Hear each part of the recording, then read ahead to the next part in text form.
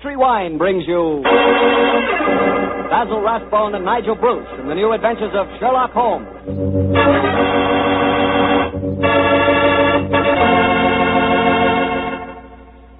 The Petri family, the family that took time to bring you good wine, invites you to listen to Dr. Watson tell us another exciting adventure he shared with his old friend, that master detective, Sherlock Holmes. And right now, I'd like to just briefly mention an idea you ought to try tomorrow night, just before you sit down to dinner. Just pour yourself a glass of that good Petri California sherry. Petri sherry is the perfect before-dinner wine. Its cheerful, glowing amber color looks festive and, well, it sort of lends an air of importance to the occasion. And as for the wine itself, just taste it. That Petri sherry is not just ordinary wine, no, sir. One sip and you know that wonderful sun-ripened grapes went into its making. Yes, and you know that Petri sherry was carefully watched over every step of the way. Incidentally, Petri makes two kinds of sherry, regular sherry and Petri Pale Dry. If you're not sure just which kind you and your friends will like best, try them both. Don't buy one, buy two. But when it comes to sherry, or any other wine for that matter, be sure you always buy Petri.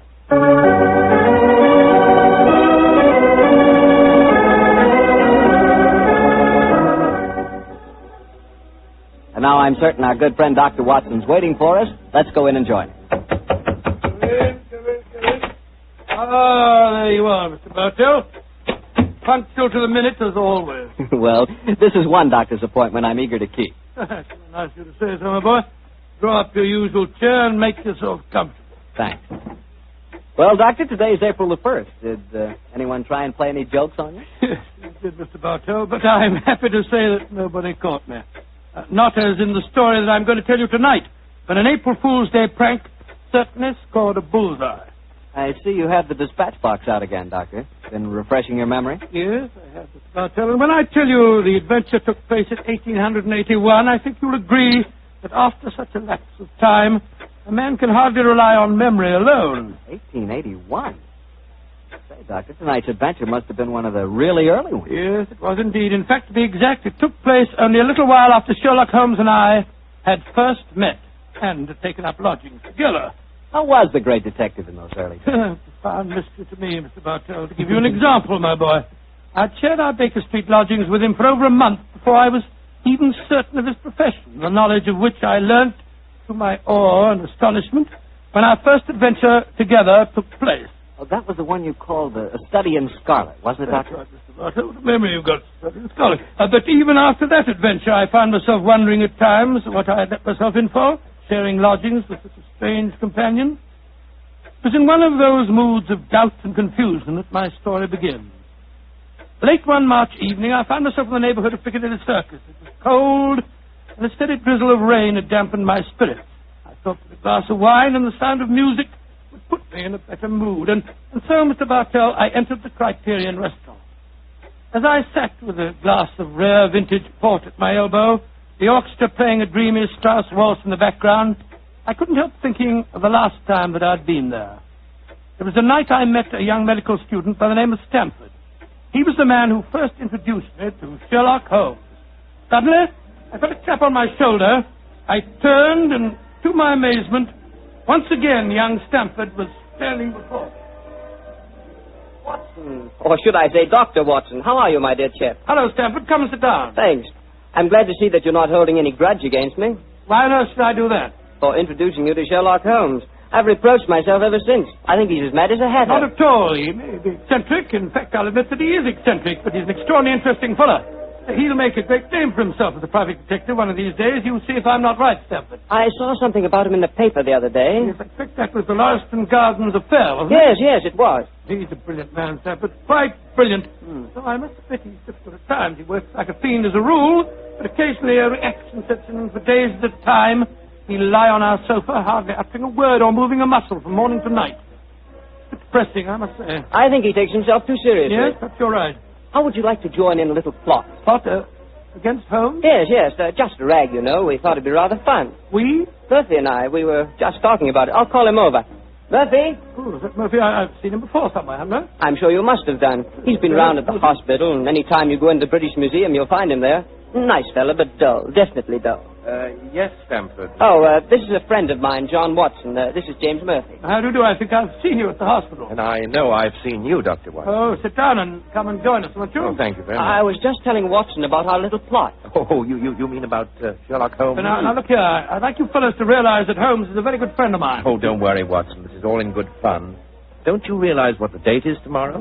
1st of April, isn't it? Yes, April Fool's Day. Oh, now I see. You're going to play an April Fool's Day joke on Holmes. Yes, that's our plan. Well, it's hardly our plan, Stamford. It's really Lady Anne Partington's idea. You see, Holmes was very rude to her when she visited the hospital recently, and she wants to, take him down a peg or two. Sounds innocent enough. I must say he's inclined to be rather arrogant at times. Well, what's the plan? Well, we'll need your help, Watson. You must be careful not to give the joke away. I'll bet you a $5 that Holmes falls for the whole story, hook, line, and sinker. Now, here's exactly what we're planning to do. Lady Anne is going to call on Holmes at Baker Street in the morning. Lady Anne, I'm very flattered that you called to see me in my professional capacity. Surely, my dear man, you didn't think this was a social call. You were much too rude to me at the hospital the other day for that. That was the point I was trying to make. Please sit down, won't you? Please take this chair, won't you, Lady Anne? It's by far the most comfortable chair in the room. Oh, thank you, Dr. Watson. And now, what can I do to help you? You've heard of the Elphinstone Emerald? Oh, yes, indeed. A magnificent stone of very considerable value. An heirloom in your family, I believe. Yes, Mr. Holmes. I keep it in a wall safe in my bedroom. This morning, when I had occasion to go to the safe, I discovered that the emerald had been stolen. Stolen? Scott.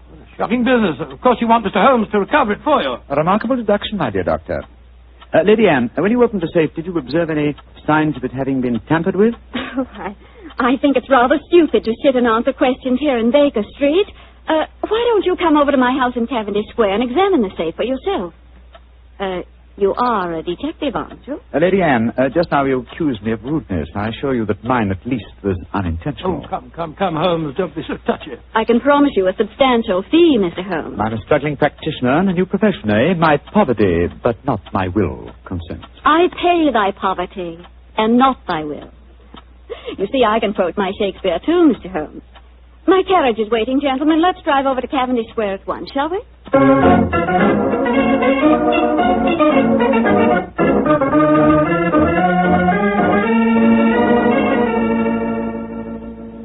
This is the wall safe, Mr. Holmes. Not too difficult a safe to crack for an expert. You placed the emerald in it last night, you say? Yes, when I went to bed. And this morning, it had gone. Well, surely, Holmes, this is a good occasion to use that magnifying glass that you're always fitting about. Excellent occasion, my dear doctor. That's why I brought it with me. Uh-huh. It's very interesting. What is it? This safe was opened by an expert. There isn't a sign of its having been forced. Hello. What have you discovered? There's a peculiar tarnish on the steel knob. It was obviously handled by someone whose fingers are habitually stained with chemicals. Amazing, Holmes. Elementary, my dear doctor.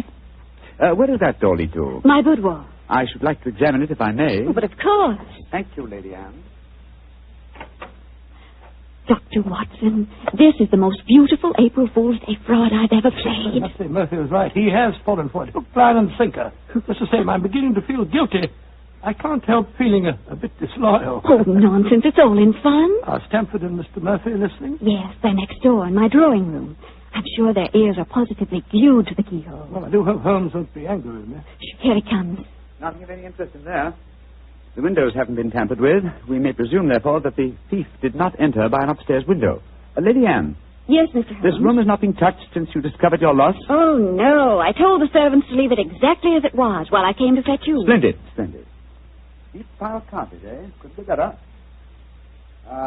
The thief was a tall man with a long stride. Oh, come, Holmes. I know your methods, but there aren't any footprints on this carpet that you can identify, even with your magnifying glass. My dear doctor, I've studied many crimes, and I've never seen one yet that was committed by a flying creature. As long as a criminal remains upon his two legs, there must be some trifling displacement can be detected by a keen observer. I assure you that the marks on this carpet indicate that the thief was a tall man with a long stride. Traces of tobacco ash. Pipe tobacco. Shag tobacco that sells at 4p an ounce. Oh, now, really, Mr. Holmes, how can you possibly identify an individual tobacco? Oh, it's a hobby of mine. In fact, I've even written a monograph on the subject. Now, one more look at the safe itself. Hello. What's this powdered dust here? It rosin. Distinct trace of rosin.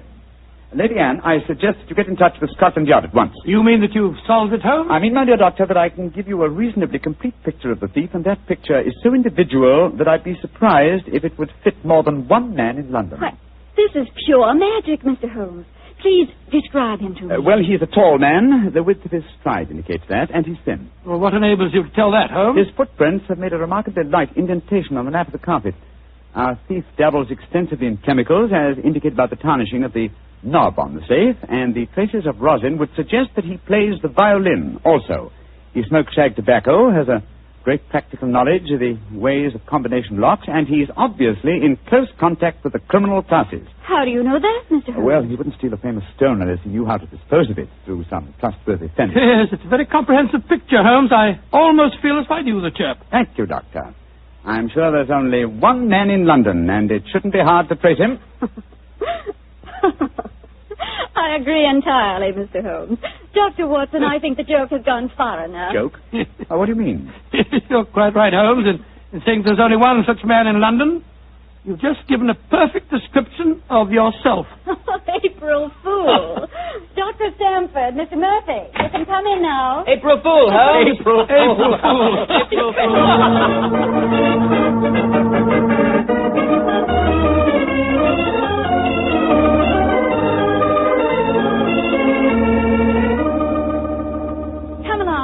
Into the drawing room, everyone. Let us drink a glass of wine to Mr. Holmes, who has so graciously forgiven us for the little trick we played on him. And also to Dr. Stamford, who thought of the whole idea. No hard feelings, Holmes. Oh, no, Doctor. Oh, it was a rather embarrassing experience. When Murphy told me about the plan, I just couldn't resist joining him. Ah, here you are, Holmes. Here's a drink. Thank you, Stamford. You know Murphy, don't you? No, I don't think we've met. How do you do, sir? How'd you do, Holmes? How did you like the little game we played on you? It was rather a salutary experience. I suppose you gave them all the details to build up the picture of me, eh, Doctor? Yes, I did, Holmes, and knowing some of your methods, we tried to plant every clue that you'd pick up. Very neat job, too, and incidentally, a perfect example of the dangers of deductions based on purely circumstantial evidence. I shall profit from this little lesson. I must say it was worth a fortune in emeralds to see your face, Holmes, when you realized what you'd done. Well, the joke's over now. By the way, where is Lady Anne? I believe she said she was going to fetch the Elphinstone emerald. She thought you might be interested in seeing it. She probably feels the sight of it will salve my wounded vanity. Oh, here she comes now. Mr. Holmes! Mr. Holmes! What's wrong? What's happened, Lady Anne? The emerald. It's not where I hid it. This time it's really stolen.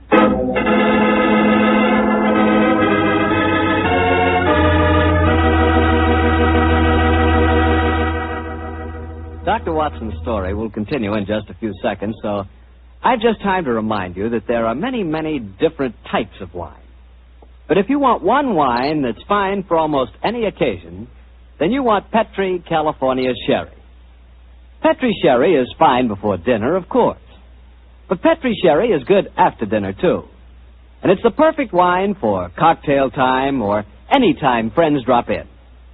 Everybody will love the real heart-of-the-grape flavor you get in every sip of Petri Sherry. And you can serve Petri Sherry proudly, because those letters P-E-T-R-I spell the proudest name in the history of American wine. Petri wine. Well, Dr. Watson, your April Fool's Day plot kind of backfired on you, didn't it? Yes, Mr. Bartell, it was a perfect example of the biter bit. Well, what happened next? I suppose Sherlock Holmes went into action once again. That's fair, Mr. Bartell, and it gladdened my heart to see the change in the fella. I confess I'd felt rather ashamed of my part in the prank, for I could see that Holmes's pride had been hurt. But now, with a definite crime before him, the difference was amazing. He suddenly became a dynamo, galvanized into action as he stood there, firing questions at the other members. Lady Anne, who besides yourself knew of this fresh hiding place? Both Murphy and I did. Yes. After we'd left our deliberate clues on the safe, we went with Lady Anne and saw her secrete the emerald in the top drawer of her dressing table. We thought it would be all right there. After all, as soon as the joke was over, I was going to put it back in the safe. Now, I think our wisest plan before we question the servants would be for each one of you who were in this April Fool's Day prank to submit to being searched. Holmes, surely you don't suggest that any one of us took the emerald? No, Stamford, I don't. But if any one of you four are not guilty, This will be a splendid way of proving your innocence. I say, steady, Holmes. You're not suggesting that Lady Anne stole her own emeralds, are you? Are you, Mr. Holmes? I'm suggesting nothing, but I may point out that the recent vogue for the insurance companies has provided another interesting motive for these so-called thefts. I resent your insinuation. It's outrageous. Lady Anne, if I'm to recover your emerald, I must at least consider every possibility.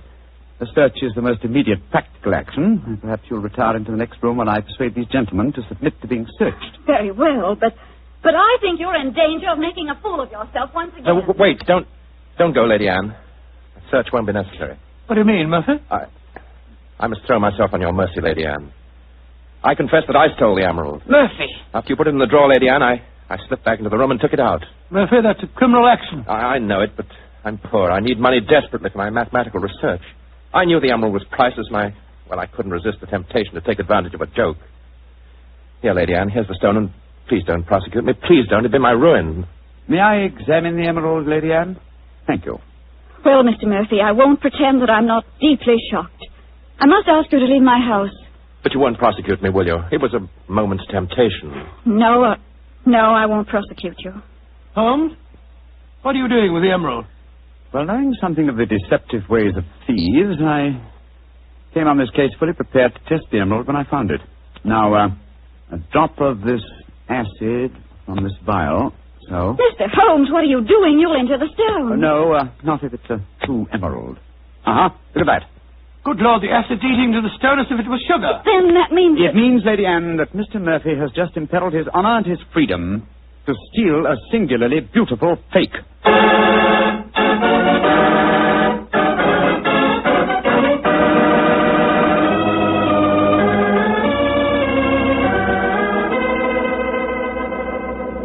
Mr. Holmes, this joke has turned into a nightmare. Is there no way of recovering my emerald? I hope so, Lady Anne. I've been taking steps in their logical order. The servants have all been questioned. We've searched Mr. Stamford and Mr. Murphy. Yes, most humiliating experience. Made me feel like a criminal. Well, personally, I was only too thankful to submit to a search this time. I knew I had nothing to worry about. You yourself, Lady Anne, you consented to being searched by the police matron that Holmes sent for? Only because he threatened to send for the police if I didn't. But distasteful though it was, I'd rather endure that than have this story on the front pages of the newspapers. And in spite of all these rather unfriendly proceedings, we've got exactly nowhere as regards finding the emerald. No, Stamford, but we have at least eliminated the possibility that the thief is secreting the jewel on his person. Still somewhere in these two rooms, eh, Holmes? I think so, though there is one remaining possibility. And that is? That the fake stone was substituted for the real emerald sometime before all of you engineered your April Fool's Day joke. Oh, no, Mr. Holmes, that's not possible.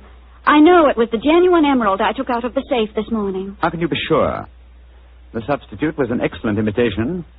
Without a chemical test such as I performed, it would be hard to be certain. I can tell you why I'm certain.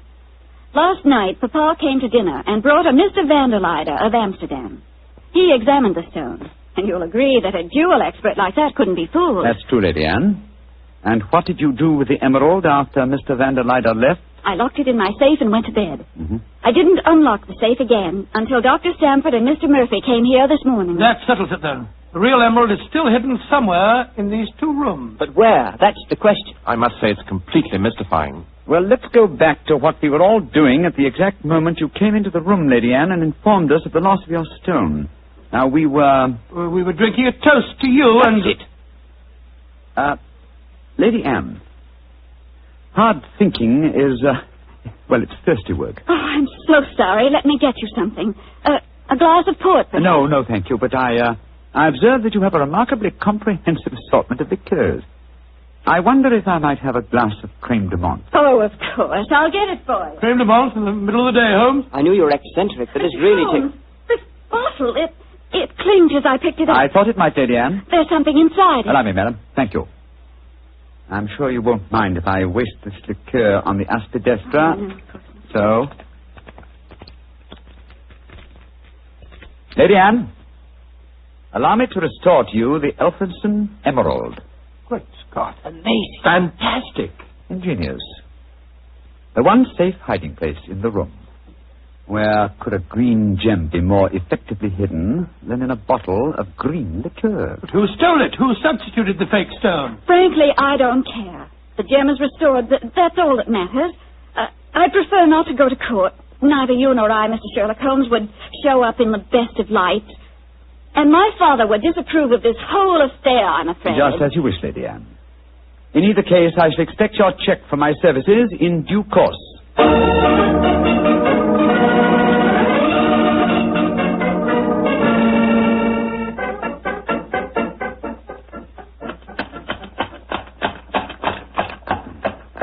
Well, here we are at the Criterion again, Stamford.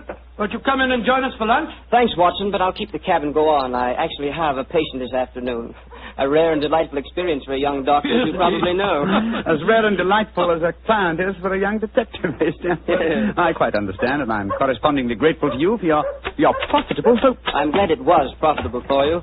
Personally, I feel pretty stupid about the whole thing. Well, goodbye. Goodbye, old fellow. Goodbye. 39 Onslow Square, cabby. You're remarkably quiet, Milford. Well, I'm afraid my conscience won't let me do much talking, Doctor. I'm heartily ashamed of myself. Well, thanks for the lift. I'll leave you chaps. Oh, there. nonsense. You'll join us for lunch, Murphy. But, No buts about it, I insist. Come on. Well, it's awfully nice of you. Oh, come, Murphy. Any one of us can make a foolish mistake. It's just lucky that you didn't have to pay for yours.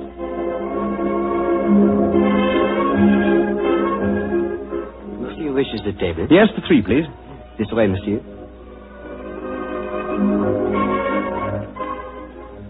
Does this table please you? Excellent, thank you. By George, I'm as hungry as a hunter. How about you, Murphy? No, I'm afraid I have very little appetite. This whole case has upset me dreadfully. You mustn't take it so much to heart, Murphy. By the way, Doctor, I'd like to have your opinion on the case. Who do you think staged the theft of the emerald today? Perfectly obvious to me. Lady Anne Partington did it herself to collect insurance money. If she hadn't, she'd have insisted on your finding the thief. But you needn't worry, old chap. You'll get your fee all right, I'm sure of that. Oh, I'm not worrying about the fee. But I assure you, Lady Anne did not engineer that fraud today. You mean that it was Stanford? Tell him who was responsible, my dear Murphy. But how should I know? Oh, come now, Murphy. Let's not fence any longer. You did an excellent job, a superlative job. I was almost sorry to spoil it for you. I don't think I understand you, Holmes. Oh, yes, you do, Murphy. You're a splendid actor, too. I was so deeply touched when you had apparently stolen a fake jewel, and all the time you knew that the real one was safely hidden in the bottle of creme de menthe. To be abstracted at your leisure. You scoundrel. Holmes, do you mind telling me what's going on here? I'm completely and absolutely in the dark. Surely it's obvious, my dear Doctor. The imitation emerald was a brilliant copy. What makes you so sure of that, my dear Because Holmes? this April Fool's Day hoax was only conceived yesterday, or that is what you wish the others to believe. Such a superb paste gem could not have been made at such short notice. Therefore, it must have been prepared by someone who knew about the hoax before it was arranged. Now, my dear Doctor, when Stamford told you about the plan last night, whose idea did he say it was? He told me that it was Lady Anne Partington's plan. Precisely. And yet Lady Anne referred to it today as Stamford's idea. Obviously, you, my dear Murphy, presented the plan to each as the notion of the other, and so only you could have arranged the real theft behind the hoax. I repeat, a splendid job. Thank you, Mr. Holmes. May I also compliment you on your cleverness in frustrating my plot? Look here, what is all this? One of you is a criminal, the other is a detective. It's like throwing each other compliments as if you were in the same profession. The dividing line between the criminal and the criminal investigator is thinner than you might imagine, my dear Doctor. How very true, my dear Holmes. Would you consider coming over to my side of the line? Together we'd make an unbeatable team. Oh, you flatter me. Nevertheless, I must decline your offer, Mr. Murphy. Oh, a pity. On your side of the line, you'll never be a rich man. By the way, for your edification, my name is not Murphy, though Stamford insists on thinking it is. Then what is your name, you scoundrel? Your friend says the word scoundrel so much better than you, Doctor. My name is Mercury. Oh, indeed. Spelled M-U-R-T-R-Y? No. Dear me, I have so much trouble with my name. People will either misspell it or mispronounce it. I'm afraid I'll have to begin calling it the way it looks. M-O-R-I-A-R-T-Y. Moriarty. Moriarty. I shall remember that name. I have a feeling we shall meet again. I trust that we shall. You've won the first round, Sherlock Holmes, I admit that. But I believe that a return match is indicated. I shall look forward to it, Moriarty. And now, Doctor, I can't stand your baleful flair any longer. Let's order lunch, shall we?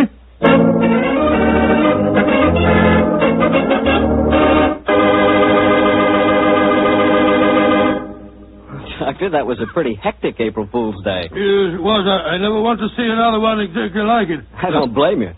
You know, I'd sure hate to have someone come to my house and pull a trick like that on me. Why, Mr. Bartell, do you have a precious emerald you fear may be stolen? Are you kidding?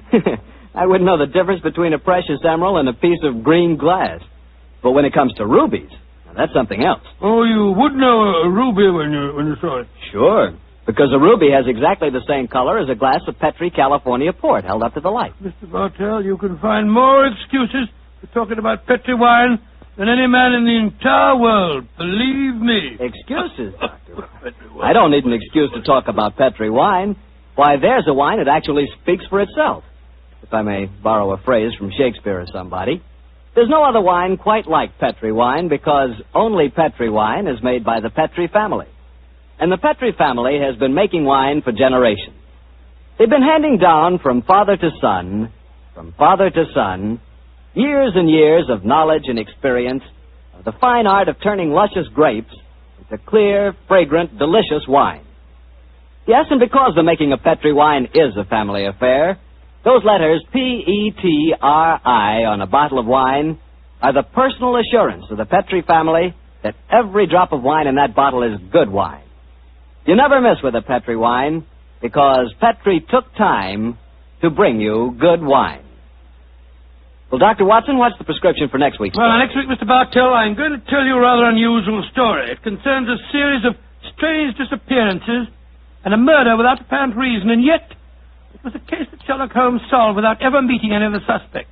I call it the singular affair of the disappearing scientist. Well, I'm sure we'll all want to hear that one, Doctor. Oh, I'm sure. Well, before you go, Mr. Bartell, I want to urge our friends to do all they can to save on the use of all wheat and rice products, and also fats and oils. There are millions of families literally starving to death in Europe and Asia. We're not being asked to give them our food. They're just being asked to take it easy on certain foods so that there will be some left for them to buy.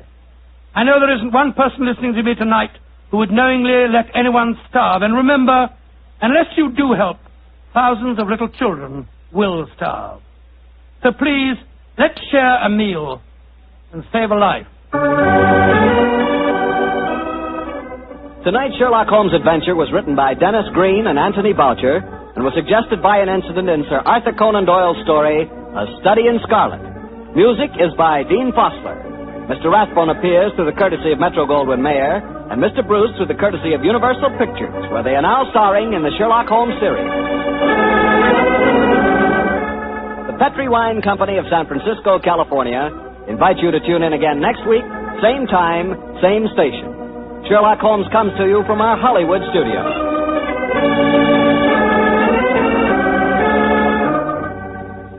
This is Harry Bartell saying goodnight for the Petri family. For a solid hour of exciting mystery dramas, listen every Monday on most of these same stations at 8 o'clock to Michael Shayne, followed immediately by Sherlock Holmes. This is the Mutual Broadcasting System.